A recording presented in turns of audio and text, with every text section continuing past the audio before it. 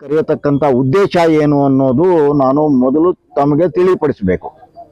ನಿನ್ನೆ ಹಳೆ ಅಭಿವೃದ್ಧಿ ಸಮಿತಿ ಸದಸ್ಯರಾದರು ನಾವು 3-4 ಜನ ಸದಸ್ಯರು ಸೇರಿ ಒಂದು ಪತ್ರಿಕಾಗೋಷ್ಠಿಯನ್ನು ನಡೆಸಿಬಿಟ್ಟು ನಾವು ಈ ಹಿಂದೆ ಮಾಡಿರ್ತಕ್ಕಂಥ ಕಾರ್ಯಗಳಿಗೆ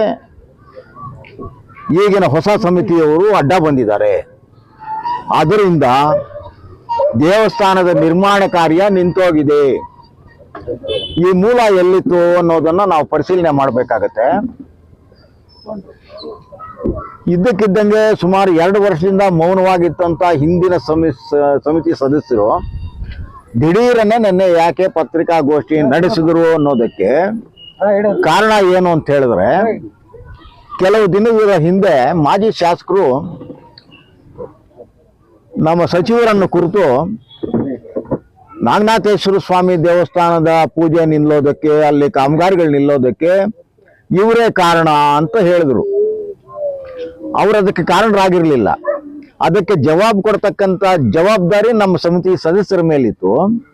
ಆಗ ನಾನು ಮತ್ತು ಟಿ ಶ್ರೀನಿವಾಸ್ ಅವರು ಇಬ್ರು ಅವರ ಹೇಳಿಕೆಯನ್ನು ಖಂಡಿಸಿ, ಇದಕ್ಕೆ ನೀವು ತಪ್ಪು ಮಾಡಿದ್ದೀರಾ, ನಾವು ಕಾನೂನುಬದ್ಧವಾಗಿ ನಡ್ಕೊಳ್ತಾ ಇದ್ದೀವಿ, ನಮ್ಮ ಕೈಯಲ್ಲೇ ಇದ್ದಿದ್ರೆ ನಾವು ಇಷ್ಟೊತ್ತಿಗೆ ಗರ್ಭಗುಡಿಯನ್ನಾದರೂ ನಾವು ಪೂರೈಕೆ ಮಾಡ್ತಾ ಇದ್ವಿ, ಅನಾವಶ್ಯಕವಾಗಿ ತರಾತುರಿಯಲ್ಲಿ ನ್ಯಾಯಾಲಯಕ್ಕೆ ತಪ್ಪು ದಾಖಲೆಗಳನ್ನು ಕೊಟ್ಟುಬಿಟ್ಟು ತಡೆ ಆಜ್ಞೆ ತಂದಿದ್ದೀರಾ, ಇದರಿಂದ ಇದು ತಡೆ ಆಗಿದೆ, ಇದರಿಂದ ನಿಂತೋಗಿದೆ. ತಡೆ ಆಜ್ಞೆಯನ್ನು ನಾವು ತೆರವು ಮಾಡೋದಕ್ಕೆ ಪ್ರಯತ್ನ ಪಡ್ತಾ ಇದ್ದೀವಿ, ಇಷ್ಟರಲ್ಲೇ ಆಗುತ್ತೆ ಅನ್ನತಕ್ಕಂಥ ಒಂದು ಹೇಳಿಕೆಯನ್ನು ನೀಡಿದ್ವಿ. ಜೊತೆಗೆ ಈ ದೇವಸ್ಥಾನದ ದುಡ್ಡು, ಆ ಜಮೀನು ಮಾಡಿರ್ತಕ್ಕಂಥ ದುಡ್ಡು ಒಂದು 4 ಕೋಟಿ ರೂಪಾಯಿ 4 ಕೋಟಿ ರೂಪಾಯಿ ಬಂದಿದೆ. ಹಿಂದಿನ ಸಮಿತಿ ಸದಸ್ಯರ ವಶದಲ್ಲದಿದೆ. ಅದರ ಬಗ್ಗೆ ಲೆಕ್ಕಗಳನ್ನು ಕೊಡಿಸಿ, ನೀವು ಲೆಕ್ಕಗಳನ್ನು ಕೊಡಿಸೋದು ನಿಮ್ಮ ನೈತಿಕ ಜವಾಬ್ದಾರಿ ಅಂತ ಹೇಳಿದ್ವಿ. ಇದಕ್ಕೆ ನಾವು ಬದ್ಧರಾಗಿದ್ದೀವಿ. ಅದೇ ವಿಷಯನೇ ಪೇಪರ್ನಲ್ಲಿ ಬಂದಿದೆ, ಮತ್ತೆ ಯೂಟ್ಯೂಬ್ ಇಲ್ಲ, ಪೇಪರ್ನಲ್ಲಿ ಬಂದಿದೆ. ಇವರೇನು ಅಂದ್ಕೊಂಡಿದ್ದಾರೆ, ನಮ್ಮ ಮಾಜಿ ಶಾಸಕರು ಕೋಟ್ಯಾಂತರ ರೂಪಾಯಿಗಳನ್ನು ಖರ್ಚು ಮಾಡಿದ್ದಾರೆ ದೇವಾಲಯಗಳಿಗೆ, ಈ ಲೆಕ್ಕ ಕೇಳೋದಕ್ಕೆ ನೀವ್ಯಾರು ಅಂತ ಹೇಳಿದ್ರು. ನಾವು ಅವರು ಕೋಟ್ಯಾಂತರ ರೂಪಾಯಿ ಕೊಟ್ಟಿದ್ದಾರೋ, ಇನ್ನೂ ಡಾಲರ್ಸ್ ಕೊಟ್ಟಿದ್ದಾರೋ, ನಾವು ಅದರ ಬಗ್ಗೆ ಪ್ರಶ್ನೆ ಮಾಡಿಲ್ಲ.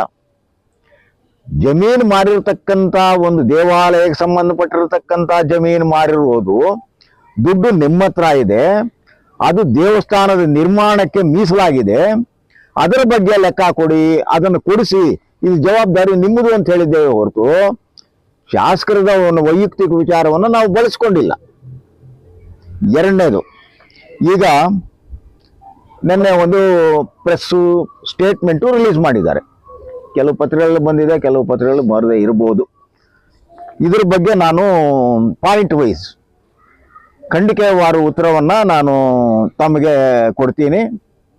ಮುಖ್ಯವಾಗಿ ನಾಗನಾಥೇಶ್ವರ ದೇವಾಲಯ ಅಭಿವೃದ್ಧಿ ಸಮಿತಿ ಅಂತ 27/1/2020 ಒಂದು ಸಮಿತಿ ರಚನೆ ಆಗುತ್ತೆ. ಇದರಲ್ಲಿ ಆರ್ ನಾರಾಯಣಪ್ಪನವರು, ಮತ್ತು ರಾಮಕೃಷ್ಣಪ್ಪ ಅನ್ನೋರು, SVT ಶ್ರೀನಿವಾಸು, ದೇವಳಂ ಶಂಕರ, ನಮ್ಮ ಅಬ್ಗುಂಡ್ ಸೀನಪ್ಪನವರು, ಪ್ರಕಾಶ್ ರೆಡ್ಡಿ, ಇವರೆಲ್ಲ ಗಣ್ಯ ವ್ಯಕ್ತಿಗಳೆಲ್ಲ ಸೇರಿ ಅದನ್ನು ಸಮಿತಿ ಮಾಡ್ತಾರೆ. ಸರಿ, ನಿಗದಿತ ಒಂದು ಅವಧಿಯೊಳಗೆ ಅವರೊಂದು ಒಂದು ಕಟ್ಟಡವನ್ನು ಕಟ್ಟುವುದಕ್ಕೆ ಆಗೋದಿಲ್ಲ. ನಮ್ಮ ಆಗಮಶಾಸ್ತ್ರದ ಪ್ರಕಾರ ಕಳಾಕರ್ಷಣೆ ಆದ 6 ತಿಂಗಳ ಒಳಗಾಗಿ ದೇವರು ಮತ್ತೆ ಮೂಲ ಸ್ಥಾನಕ್ಕೆ ಹೋಗಬೇಕು. ಕಳಾಕರ್ಷಣೆ ಅಂದ್ರೆ ಏನು? ಮೂಲ ದೇವರಲ್ಲಿ ಇರ್ತಾರೆ, ಅದರಲ್ಲಿ ಒಂದು ಭಾಗ ಒಂದು ಜೀವ ಅದನ್ನ ಇಲ್ಲಿಗೆ ಶಾಸ್ತ್ರೋಕ್ತವಾಗಿ ಕರ್ಕೊಂಡು ಬಂದು ಇಲ್ಲಿ ಪ್ರತಿಷ್ಠಾಪನೆ ಮಾಡೋದು, ಪೂಜೆಗಳನ್ನು ಮಾಡ್ತಾ ಇರೋದು. ನಂತರ ಕಾರ್ಯಕ್ರಮ ಏನು ಜೀರ್ಣೋದ್ಧಾರ ವಗೈರೆ ಎಲ್ಲ ಆದಮೇಲೆ ಮತ್ತೆ ದೇವರನ್ನ ಅಲ್ಲಿಗೆ ಕರ್ಕೊಂಡು ಹೋಗಿ ಯಥಾಸ್ಥಾನದಲ್ಲಿ ಇರಿಸೋದು, ಇದನ್ನ ಕಳಾಕರ್ಷಣೆ ಅಂತ ಮಾಡ್ತಾರೆ. ಈ ಕಳಾಕರ್ಷಣೆ ಆಗಿ ಸುಮಾರು ಅವರು ಹೇಳ್ತಾರೆ 8/12/21 ಈ ದಿನಾಂಕದಂದು ಕಳಾಕರ್ಷಣೆ ಮಾಡಿದ್ದೀವಿ. 6 ತಿಂಗಳಿಗೊಂದ್ಸಲಿ ಮತ್ತೆ ನವೀಕರಣ ಮಾಡಬೇಕಾಗಿತ್ತು, ನವೀಕರಣ ಮಾಡಿಲ್ಲ.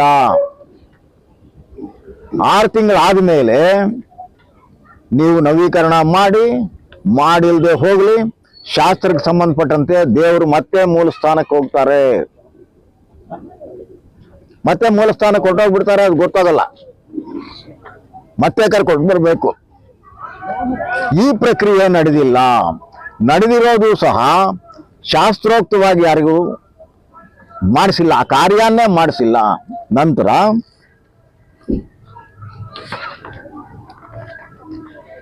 31/12/21 8/12 ಪೂಜೆ ಆಗುತ್ತೆ. ಆವತ್ತೇ ಗುದ್ಲಿ ಪೂಜೆ ಮಾಡಬಹುದಾಗಿತ್ತು. ಅದು ಬಿಟ್ಟರು 31/12/21 ದೇವಾಲಯದ ಅಡಿಪಾಯದ ಕಾಮಗಾರಿಯನ್ನು ಪ್ರಾರಂಭಿಸಲಾಯಿತು. 29/12 ಗುದ್ಲಿ ಪೂಜೆ ಮಾಡ್ತಾರೆ. ಯಾರು ಮಾಡ್ತಾರೆ ಏನು ಅನ್ನೋದು ಗೊತ್ತಾಗಲ್ಲ. ಅದಕ್ಕೂ ಒಂದು ಶಾಸ್ತ್ರ ಇದೆ. ನನಗೆ ತಿಳಿದ ಪ್ರಕಾರ, ಯಾರೋ ಕೊಟ್ಟ ಮಾಹಿತಿ ಅಂತ ಪ್ರಕಾರ, ಯಾರೋ ಮಾಜಿ ಶಾಸಕರು ಬಂದರು, ಒಂದು ಕಡೆ ಎಲ್ಲೋ ಗಡಾರಿ ತೆಗೆದುಕೊಂಡು ಅದನ್ನು ಆಗಿದರು. ಎಲ್ಲ ಅನಾಚಾರ ಪದ್ಧತಿಗಳೇ, ಅದಕ್ಕೆ ಶಾಸ್ತ್ರೋಕ್ತವಾಗಿ ಯಾವುದು ಮಾಡಿಲ್ಲ. ಮಾಡೇ ಇದ್ದಿದ್ರೆ ದೇವರು ಇಷ್ಟೊತ್ತಿಗೆ ಅಲ್ಲಿ ಇರೋ ಅವಶ್ಯಕತೆನೇ ಇರಲಿಲ್ಲ. ಅದು ಮುಗಿತಾ ಇತ್ತು ಕಾಮಗಾರಿ. ಸರಿಯಾದ ಲಗ್ನ, ಸರಿಯಾದ ಗಳಿಗೆ ಎಲ್ಲಾನು ಮೊದಲೇ ಫಿಕ್ಸ್ ಮಾಡಿದ್ರೆ ಇಷ್ಟೊತ್ತಿಗೆ ಈ ರಾಮಾಯಣನೇ ಇರ್ತಾ ಇರಲಿಲ್ಲ. ದೇವ್ರ ಮೂಲದಲ್ಲೇ ಹೋಗಿ ಕೂತ್ಕೊಳ್ತಾ ಇದ್ರು. ಈ ಪ್ರಕ್ರಿಯೆ ನಡೆದಿಲ್ಲ.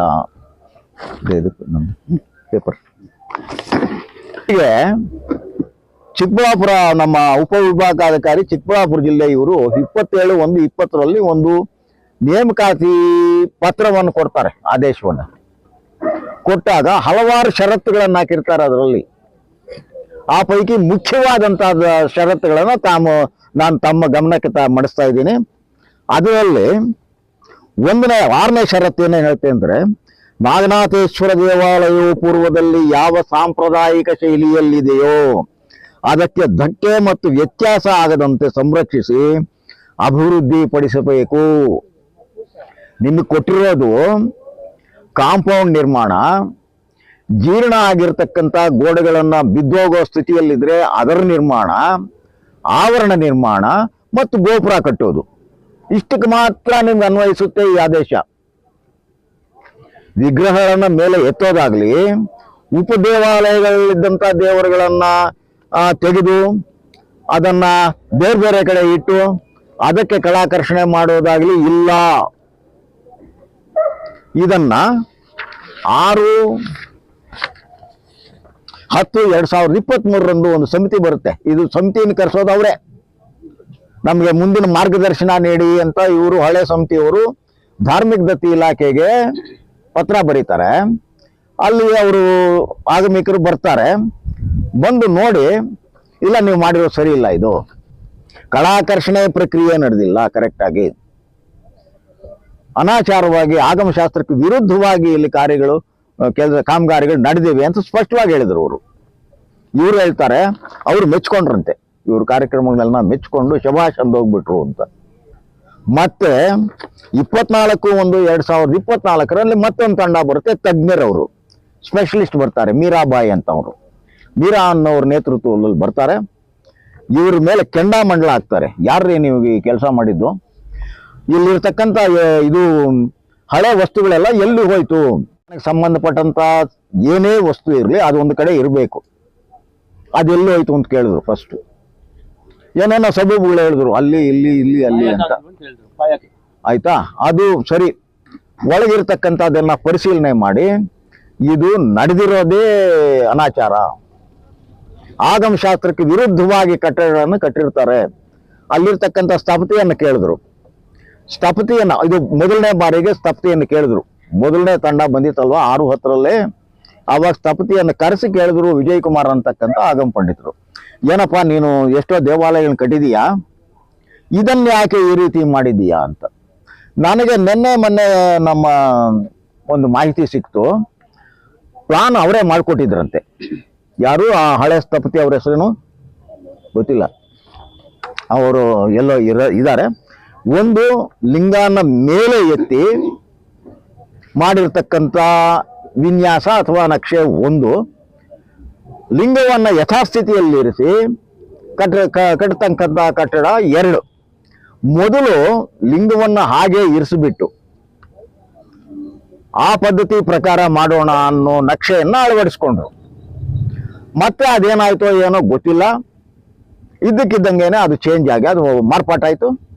ಎರಡನೇ ಇದಕ್ಕೆ ಇವರು ಅದನ್ನು ಆಪ್ಷನ್ ತಗೊಂಡಾಗ ಇದು ಬೇರೆ ಯಾರಿಗೂ ನಾಗರಿಕರಿಗಾಗಲಿ ಅಥವಾ ಭಕ್ತಾದಿಗಳಿಗಾಗಲಿ ಗೊತ್ತಿಲ್ಲ. ಯಾಕೆ ಅವ್ರ ಸಮಿತಿಯಲ್ಲಿ ಸದಸ್ಯರಿಗೆ ಹಲವಾರು ಜನಕ್ಕೆ ಗೊತ್ತಿಲ್ಲ. ಗೊತ್ತಾದ ಮೇಲೆ ನಮ್ಮ ಸಮಿತಿ ಸದಸ್ಯರೊಬ್ಬರು ಅದನ್ನು ವಿರೋಧ ಮಾಡ್ತಾರೆ.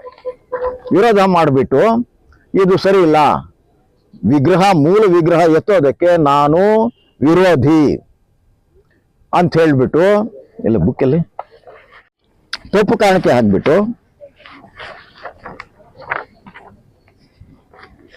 ಕಾಣಿಕೆ ಹಾಕ್ಬಿಟ್ಟು ಹುಂಡಿಯಲ್ಲಿ ಒಂದು ಪತ್ರ ಹಾಕ್ತಾರೆ.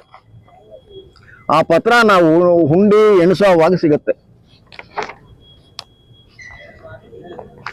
ಅದರಲ್ಲಿ ಅವರು ಸ್ಪಷ್ಟವಾಗಿ ಹೇಳ್ತಾರೆ, 3 ವರ್ಷಗಳ ಹಿಂದೆ ನಾಗನಾಥೇಶ್ವರ ದೇವಸ್ಥಾನದ ಜೀರ್ಣೋದ್ಧಾರಕ್ಕಾಗಿ ಸಂಕಲ್ಪ ಮಾಡಿದ್ದೆವು. ದೇವಸ್ಥಾನ ಆರಂಭವಾಗುವವರೆಗೂ ನಮ್ಮನ್ನು ಬಳಸಿಕೊಂಡು ನಂತರ ದೂರ ಇಟ್ಟರು. ದೇವಸ್ಥಾನದ ಅರ್ಚಕರು, ಭಕ್ತರು, ಕೆಲ ಟ್ರಸ್ಟಿಗಳು ಮೂಲ ದೇವರ ಲಿಂಗದ ವಿಗ್ರಹವನ್ನು ಸ್ಥಳಾಂತರ ಮಾಡಬಾರದೆಂದು ಒಬ್ಬ ಟ್ರಸ್ಟಿಯಾಗಿ ನಾನು ತಿಳಿಸಿದ್ದೆ.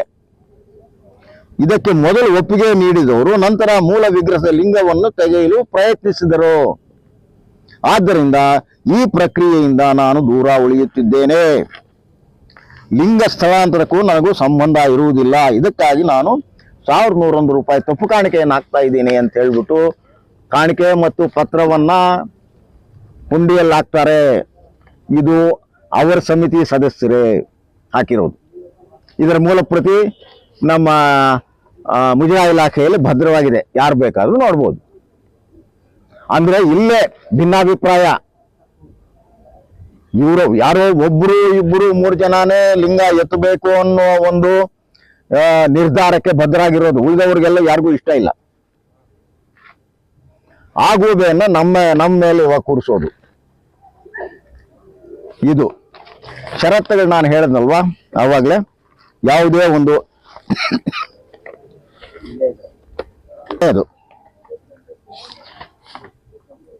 9 ಮತ್ತು 10ನೇ ಷರತ್ತು ಕಾಮಗಾರಿ ಪೂರ್ವ ನಂತರದ ಪ್ರಗತಿಯನ್ನು ಸಮಗ್ರವಾಗಿ ಚಿತ್ರೀಕರಿಸಿ ನಿಗದಿತ ಅವಧಿಯೊಳಗೆ ಸಂಪೂರ್ಣ ಕಾಮಗಾರಿಯನ್ನು ಪೂರ್ಣಗೊಳಿಸತಕ್ಕದ್ದು ಷರತ್ತಿದು. ಇವ್ರಿಗೆ ಆದೇಶ ಕೊಡುವಾಗಲೇ ಇದಿದೆ. ಚಿತ್ರೀಕರಣ ಇಲ್ಲ. ಪೂರ್ವ ಮೊದಲು ದೇವಸ್ಥಾನ ಏನಿತ್ತು ಅದಿಲ್ಲ, ಏನ್ ನಡೀತಾ ಇದೆ ಇಲ್ಲ. ಇದನ್ನ ತಿಂಗಳಿಗೊಂದ್ಸಲಿ ತಹಸೀಲ್ದಾರ್ ಸಮಕ್ಷಮ ಸಭೆ ನಡೆಸಿ ಅವ್ರ ಗಮನಕ್ಕೆ ತರಬೇಕು, ಅದಿಲ್ಲ. ಇನ್ನು ಇಷ್ಟ ಆಯ್ತಾ. ಖರ್ಚು ವೆಚ್ಚಗಳ ಬಗ್ಗೆ ದೇವಸ್ಥಾನಕ್ಕೆ ಯಾರು ದುಡ್ಡು ಕೊಟ್ರು, ಏನು, ಹೇಗೆ, ನೀವೇ ಸ್ವಂತ ಮಾಡಿದ್ರ, ಇದನ್ನ ಬಗ್ಗೆ ನಾವು ಕ್ವಶನ್ ಕೇಳಿದ್ವಿ. ನಾವು ಕೇಳಿದಾಗ ಒಂದು ಇದನ್ನ ನಾವೆಲ್ಲರೂ ಸೇರಿ ತಹಸೀಲ್ದಾರ್ ಕೇಳಿದಾಗ ತಹಸೀಲ್ದಾರ್ ಅವರು ನೋಟಿಸ್ ಕೊಟ್ಟಾಗ ಯಾರೋ ಭಕ್ತಾದಿಗಳು ಬರ್ತಾರೆ, ಕಲ್ಲು ಕೆತ್ತನೆ ಮಾಡ್ತಾರೆ, ಅವರೇ ನಿಲ್ಲಿಸ್ತಾರೆ, ಕೂಲಿ ಅವರೇ ಕೊಡ್ತಾರೆ, ನಮಗೆ ಸಂಬಂಧ ಇಲ್ಲ. ಮತ್ತೆ ಹಣಕಾಸು ವಸೂಲಿ ನಾವು ಮಾಡಿರೋದಿಲ್ಲ. ಇದರಿಂದ ಬ್ಯಾಂಕ್ ಖಾತೆ ತೆರೆಯೋ ಪ್ರಶ್ನೆನೇ ಬರೋದಿಲ್ಲ. ಬ್ಯಾಂಕ್ ಖಾತೆ ಯಾವಾಗಿಲ್ವೋ ನಾವು ಲೆಕ್ಕಪತ್ರಗಳನ್ನ ಇಡ್ತಕ್ಕಂಥ ಪ್ರಶ್ನೆನೇ ಉದ್ಭವ ಆಗೋದಿಲ್ಲ ಅಂತ ಅವರು ಸೈನ್ ಮಾಡಿ ಇವ್ರು ಕೊಡ್ತಾರೆ. ತಹಸೀಲ್ದಾರ್ಗೆ ಒಂದು ಮನವಿಯನ್ನು ಸಲ್ಲಿಸ್ತಾರೆ. ಏನೂ ಇಲ್ಲದೆ ನೀವು ಯಾಕ್ರಿ ಅಭಿವೃದ್ಧಿ ಸಮಿತಿ ಸದಸ್ಯರಾಗಿದ್ದೀರಾ? ಯಾರೋ ಭಕ್ತಾದಿಗಳು ಬರ್ತಾರೆ, ಮಾಡ್ಕೊಳ್ತಾರೆ, ಹೋಗ್ತಾರೆ, ಕೂಲಿನೂ ಅವರೇ ಕೊಟ್ಕೊಳ್ತಾರೆ ಅಂದಮೇಲೆ ನೀವು ಯಾತಕ್ಕಿದ್ದೀರಿ? ಇಲ್ಲಿ ನಾಗನಾಥೇಶ್ವರ ದೇವಸ್ಥಾನ ಈಗ ಈ ಬಾಲ ದೇವಾಲಯದಲ್ಲಿ ಒಂದು ಬೋರ್ಡ್ ಹಾಕಿದ್ದಾರೆ. ಅವ್ರ ಭಕ್ತಾದಿಗಳು ಸುಮಾರು ಒಂದಷ್ಟು ಕಾಣಿಕೆ ಅವರೊಂದು ಕೊಟ್ಟಿದ್ದಾರೆ. ನಾನು 3 ಲಕ್ಷ ರೂಪಾಯಿ ಚಿಲ್ಲರೆ ನಾನು ಇವ್ರು ಕೊಟ್ಟಿರೋದು ನಿಜ ಅಂತ ತಹಸೀಲ್ದಾರ್ ಅವ್ರಿಗೆ ಕೊಡ್ತಾರೆ. ಇದಕ್ಕೆ ರಸೀದಿಗಳು ಅವ್ರು ನಮ್ಮನ್ನು ಕೇಳ್ತಾ ಇದ್ದಾರೆ. ಇವರೇ ಯಾಕೆ ಕೊಡಬಾರ್ದಾಗಿತ್ತು? ಕೊಟ್ಟಿಲ್ಲ. ಹೀಗೆ ಬೇರೆಯವರು ಎಷ್ಟೆಷ್ಟು ಏನೇನು ಜನ ಕೊಟ್ಟಿದ್ದಾರೋ ಗೊತ್ತಿಲ್ಲ. ಬ್ಯಾಂಕ್ ಅಕೌಂಟೇ ಇಲ್ಲ. ರಸೀದಿಗಳು ಕೊಟ್ಟಿಲ್ಲ. ಯಾರೋ ಬಂದರು, ಯಾರೋ ಹೋದರು. ನೀವು ಮಾಡಿರ್ತಕ್ಕಂಥ ಕೆಲಸ ಏನು?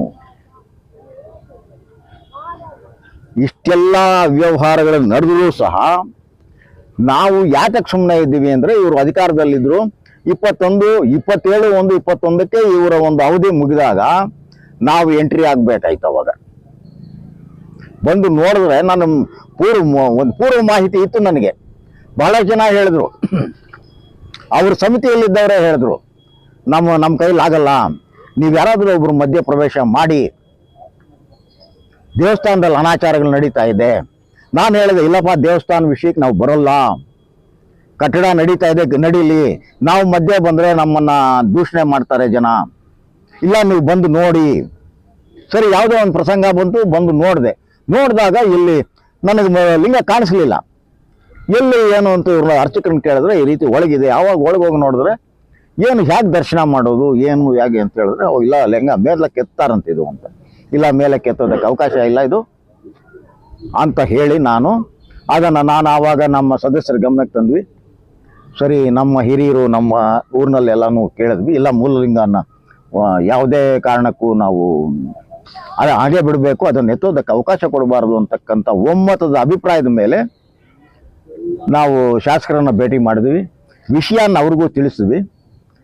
ಸರಿ ಆಯಿತು, ಆಗಿದ್ದಾಗಿದೆ, ಹೊಸದಾಗಿ ನಾವೊಂದು ಸಮಿತಿ ಮಾಡೋಣ ಅಂಥೇಳಿ ನಮ್ಮನ್ನು ಸಮಿತಿ ಸದಸ್ಯರನ್ನಾಗಿ ನೇಮಕ ಮಾಡಿದ್ರು. ನಾವೇನೋ ಒಂದಷ್ಟು ಕಾಣಿಕೆ ದೇಣಿಗೆ ವಸೂಲಿ ಮಾಡಿ ಲೆಕ್ಕ ಪ್ರಕಾರ ನಾವು ಖಾತೆಯನ್ನು ತೆರೆದಿದ್ದೀವಿ. ಮಾಡೋಣ ಅಂತ ಎಲ್ಲ ಪ್ರಾರಂಭ ಮಾಡಿದಾಗ, ಇನ್ನು ನಾಳೆ ಪೂಜೆ ಮಾಡಬೇಕು, ಈ ದಿನ ಹೋಗಿ ಸ್ಟೇ ಬಂತು. ಸ್ಟೇ ವೇಕೇಟ್ ಮಾಡಿಸೋದಕ್ಕೆ ಬಹಳ ಪ್ರಯತ್ನ ಪಟ್ವಿ. ಇದರಲ್ಲಿ ಮೊದಲು ಕಷ್ಟ ಏನು ಅಂತ ಹೇಳಿದ್ರೆ, 6 ತಿಂಗಳಿಗೊಂದ್ಸಲಿ 8 ತಿಂಗಳಿಗೊಂದ್ಸಲಿ ಸರ್ಕಾರಿ ವಕೀಲರು ಚೇಂಜ್ ಆಗ್ತಾರೆ ಹೈಕೋರ್ಟ್ನಲ್ಲಿ. ಆ ಒಂದು ಹಿನ್ನೆಲೆಯಲ್ಲಿ ನಾವು ಹೋಗೋದಕ್ಕೂ, ನಾವು ಸಬ್ಮಿಟ್ ಮಾಡೋದಕ್ಕೂ, ಅವರು ಚೇಂಜ್ ಆಗೋದಕ್ಕೂ ಈ ರೀತಿ ಹಲವಾರಂಥ ಅಡಚಣೆಗಳು ಬಂತು. ಸುಮಾರು 1 ತಿಂಗಳು 2 ತಿಂಗಳಿಂದ ಇದ್ರ ಬಗ್ಗೆ ನಾವು ಶ್ರದ್ಧೆಯಾಗಿ ನಾವು ಕಾರ್ಯಕ್ರಮವನ್ನು ನಾವು ಕೈಗೆತ್ಕೊಂಡಿದ್ದೀವಿ. ರವೀಂದ್ರನಾಥ್ ಅಂತಕ್ಕಂಥ ಒಬ್ಬ ಪ್ಲೀಡರ್, ಗೌರ್ಮೆಂಟ್ ಪ್ಲೀಡರ್ ಅವರು ಹೇಳಿದ್ದಾರೆ, ನೀವು ಸ್ಟೇ ವೇಕೇಟ್ ಅಪ್ಲಿಕೇಶನ್ ಮೂವ್ ಮಾಡೋಣ.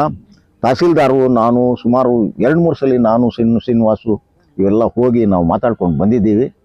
ಇಷ್ಟರಲ್ಲೇ ತೆರವು ಆಗುತ್ತೆ. ತೆರವಾದ ಮೇಲೆ ಅದರ ಬಗ್ಗೆ ಈ ಏನು ಹಣಕಾಸು ವ್ಯವಸ್ಥೆ ಬಗ್ಗೆ ಚಿಂತೆ ಮಾಡಬೇಕಾದಿಲ್ಲ. ನಡೆಸ್ಕೊಳ್ಳೋ ಒಂದು ದೇವ್ರು ನಡೆಸ್ಕೊಳ್ತಾನೆ. ಮಿಕ್ಕಿದ್ದು ತತ್ಕಾಲಕ್ಕೆ ಪೂಜೆಗಳು ಯಥಾವಿಧಿಯಾಗಿ ನಡೆಯೋದಕ್ಕೆ, ಗರ್ಭಗುಡಿ ಮಾತ್ರ ನಿರ್ಮಾಣ ಆಗಲಿ ಅನ್ನೋ ಉದ್ದೇಶದಿಂದ ನಾವು ಬಹಳಷ್ಟು ಪ್ರಯತ್ನಗಳನ್ನು ನಾವು ಮಾಡ್ತಾ ಇದ್ದೀವಿ. ಜನರ ಸಹಕಾರ ಬೇಕು, ಭಕ್ತಾದಿಗಳ ಸಹಕಾರ ಬೇಕು, ಅಧಿಕಾರಿಗಳ ಸಹಕಾರ ಬೇಕು. ಇದನ್ನು ನಾವು ಈ ಒಂದು ಸಹಕಾರವನ್ನು ನಿರೀಕ್ಷೆಯಲ್ಲಿ ಇಟ್ಟುಕೊಂಡು ನಾವು ಮುಂದುವರಿಸ್ತಾ ಇದ್ರೆ, ನಮಗೆ ಮತ್ತೆ ಅಡಚಣೆ ಮಾಡೋದಕ್ಕೆ ಇವರು ಪ್ರಾರಂಭ ಮಾಡಿದ್ದಾರೆ. ದೇವರಿಗೆ ಅವರು ಸದ್ಬುದ್ಧಿ ಏನೂ ಕೊಡೋದಿಲ್ಲ. ಅವ್ರಿಗೆ ಮಾತಿಗೂ ಏನೋ ಒಂದು ಅಡಚಣೆ ತರೋದು, ಏನೋ ಒಂದು ವ್ಯವಹಾರ ಮಾಡೋದು. ನಾವು ಈ ರೀತಿ ಮಾಡಿದೀವಪ್ಪ, ಯಾಕೆ ಅವ್ರು ಮಾಡ್ಕೊಳ್ಳಿ ಅನ್ನತಕ್ಕಂಥ ಉದ್ದೇಶ ಅವ್ರಿಗಿಲ್ಲ. ನಮ್ಮನ್ನು ದುರುದ್ದೇಶ ಇಟ್ಕೊಂಡೋದು ಅವರು. ನಾನು ತಮಗೆ ಹೇಳ್ತೀನಿ, ಇವರೆಲ್ಲರ ವಿರೋಧ ಕಟ್ಕೊಂಡು ನಾನು ಅಬ್ಬುನ್ ಸೀನಪ್ಪನವ್ರನ್ನ ಹೋಗಿ ವೈಯಕ್ತಿಕವಾಗಿ ನಾನು ಭೇಟಿ ಮಾಡಿದೆ. ಹೋಗ್ಬೇಡಿ ಅಂತ ನಾವು ಹೇಳಿದ್ವಿ. ಇಲ್ಲ, ಇದು ಭಕ್ತಾದಿಗಳಿಗೆ ಸಂಬಂಧಪಟ್ಟಿರೋದು, ಚಿಂತಾಮಣಿ ನಗರಕ್ಕೆ ಸಂಬಂಧಪಟ್ಟಿರೋದು. ನಾನು ಅವ್ರನ್ನ ಮಾತಾಡೋದು ತಪ್ಪೇನಿಲ್ಲ, ಒಂದಾಗಿ ಹೋಗೋದಕ್ಕೆ ನನಗೆ ಅಭ್ಯಂತರನೇ ಇಲ್ಲ. ಹೋಗಿ ನಾನು ಬೇಡ್ಕೊಂಡೆ, ಸೀನಪ್ಪನವರೇ, ಮೂಲಲಿಂಗ ಅಲ್ಲೇ ಇರಲಿ, ಆಗಿದ್ದಾಗಿದೆ, ಆ ಹೆಸರು ನಿಮಗೆ ಬರಲಿ. ಈ ಮಾತನ್ನು ನಾವು ಹಿಂದೆನೇ ಹೇಳಿದ್ದೀವಿ, ನಮಗೆ ಬೇಡ, ನೀವೇ ಕಟ್ಕೊಳ್ಳಿ, ಹಾಕ್ಕೊಳ್ಳಿ. ನಮ್ಮದು ಒಂದೇ ಒಂದು ಪಾಯಿಂಟ್, ಮೂಲಲಿಂಗ ಎತ್ತಬಾರ್ದು. ಈಗ ಆಗೋಗಿದೆ.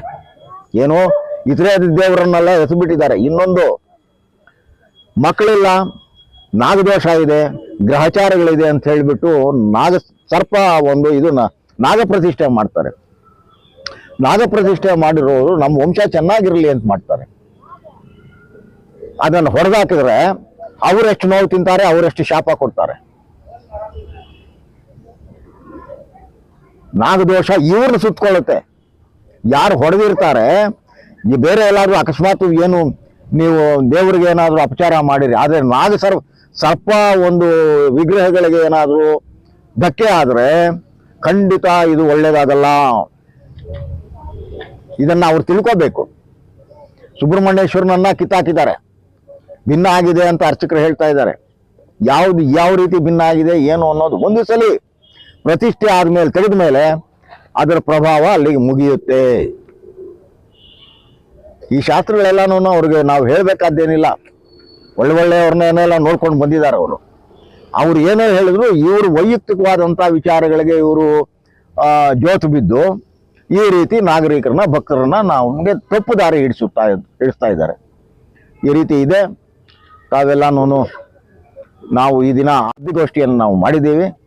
ತಾವು ಈ ಕಾರ್ಯಕ್ರಮಕ್ಕೆ ಆಗಮಿಸಿ ನಮ್ಮೊಂದಿಗೆ ಸಹಕಾರ ಕೊಟ್ಟಿರ್ತಕ್ಕಂಥ ತಮ್ಮೆಲ್ಲರಿಗೂ ನಾನು ಧನ್ಯವಾದಗಳನ್ನು ತಿಳಿಸ್ತಾ ಇದ್ದೀನಿ. ಅದೇ ರೀತಿ ನಮ್ಮ ಜೊತೆ ಅವರೆಲ್ಲ ನಾನು ಹೇಳ್ತೀನಿ.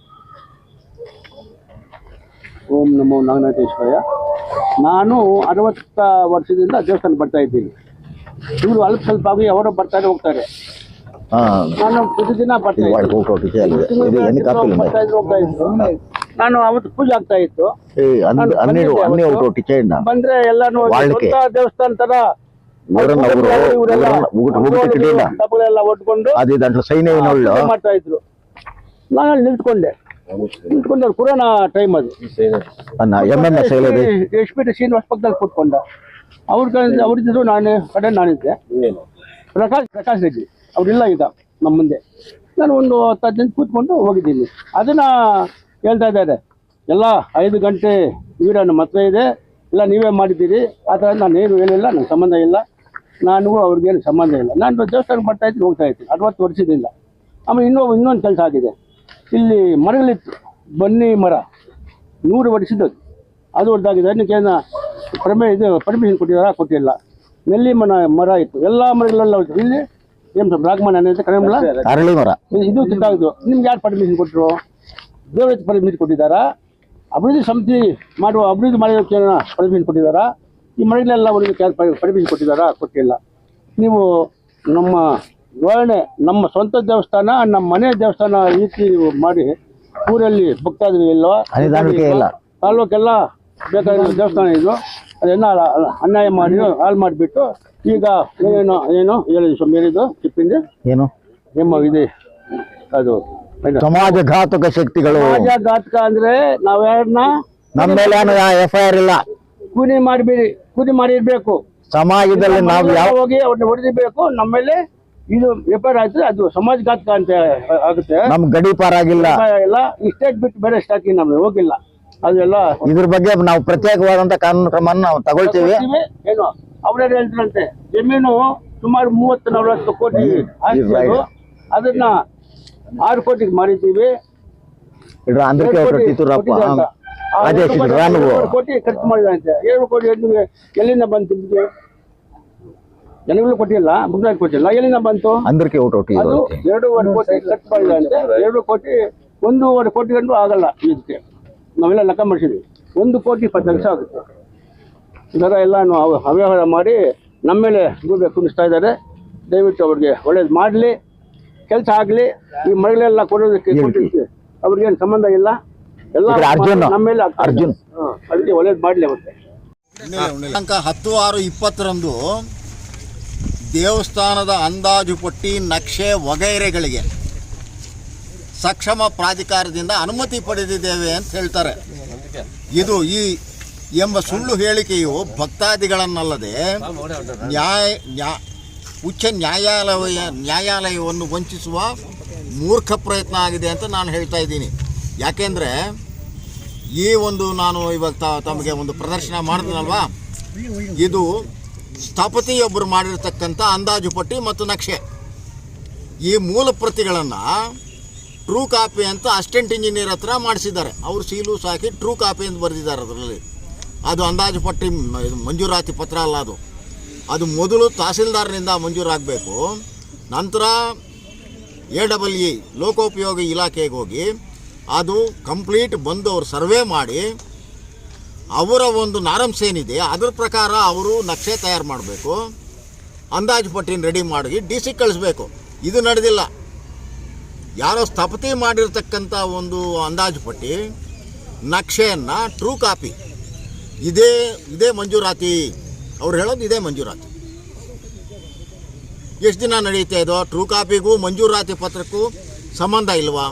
ನಾನು ಇದ್ರ ಬಗ್ಗೆ PWDನಲ್ಲಿ ಪ್ರಶ್ನೆ ಮಾಡಿದಾಗ ಅವರು ಶ್ರೀ ನಾಗನಾಥೇಶ್ವರ ದೇವಸ್ಥಾನಕ್ಕೆ ಸಂಬಂಧಿಸಿರುವ ಕಡತವನ್ನು ಪರಿಶೀಲಿಸಲಾಗಿ ಕಡತದಲ್ಲಿರುವಂತೆ ಯಾವುದೇ ಅಂದಾಜು ಪಟ್ಟಿಯು ಈ ಕಚೇರಿಗೆ ಸ್ವೀಕೃತವಾಗಿರುವುದಿಲ್ಲ. ಸರ್ಕಾರ PWD ಇಲಾಖೆ ಕೊಟ್ಟಿರ್ತಕ್ಕಂಥ ಒಂದು ಎಂಡಾರ್ಸ್ಮೆಂಟ್ ಎಲ್ಲ ಸುಳ್ಳಿನ ಸರಮಾಲೆ. ಆದೇಶ ಬಂದಿದೆ, ತೆರವು ಮಾಡಬೇಕು.